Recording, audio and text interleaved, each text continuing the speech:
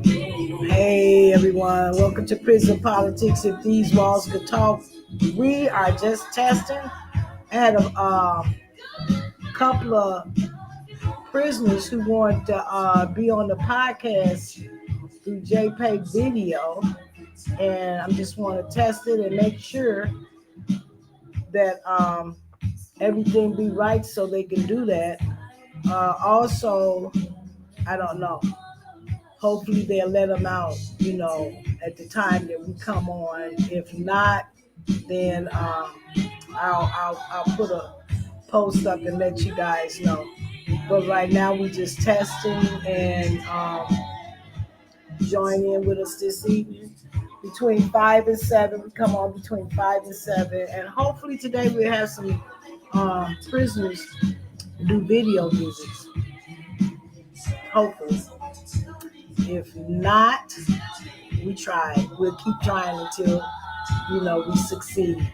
But today, join us. Today is Tuesday, Mentor Day, and that's why we was trying to set this up so prisoners could, so they can call in on the podcast and hey, give some guidance and some wisdom and knowledge to our youth out here in the communities, out there in the streets, to lead and guide them. Like I said, give them some wisdom and knowledge to prevent them from crime, prevent them from going to prison. Um, hey, we're doing all we can do to prevent negative things in the community and negative things in our society. If you have any ideas or if you have any comments that you like to share, today is Mentor Day for our youth. Please do so. I know if we can't get them on JPay, I have a discussion that I want to talk about the young men's in prison.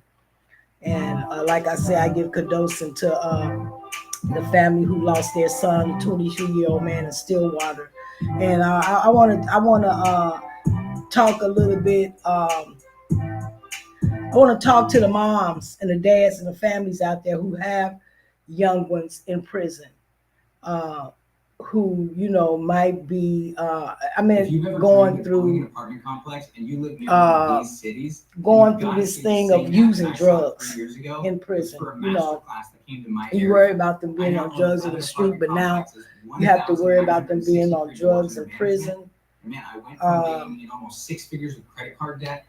That's just not making no sense. But I want to talk about what we could do to help them, to help them while they're in prison, because evidently, I don't know, the prison I don't know if they got programs to help young men. For one thing, a young person that's in prison, because you know what?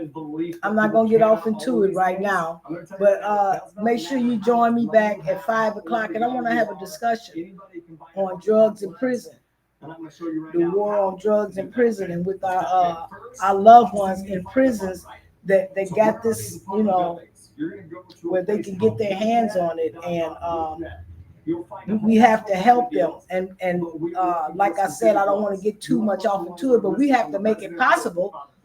We have to make it possible, and we have to make them feel comfortable to let us know that they got a drug problem.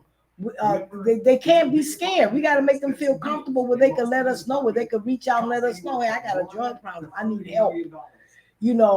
Instead of, well, I've already messed up. I'm in prison. So family members and people's mad at me. So if I tell them, or if they find out I'm on drugs, that's double no. We can't have them feeling like that. That's the whole purpose of prison politics. If these walls could talk, is because we're supporting prisoners in every way. And if you got a loved one in prison, tell them about prison politics, because like maybe it's something they don't want to talk about to their family member or their girl, but they can call us and talk to us about it, and it's going to be confidential, and we're going to help them. We're really going to help them. We're not going, and it's not no red tape. Well, in order for us to help you, we got, no. We're going to get right on it. And help them. And I have proof of many prisoners who have called in, and we got right on it. And you could talk to their parents, you could talk to their family, you could talk to them, got right on it and help them. and just, you know, turned it into all good.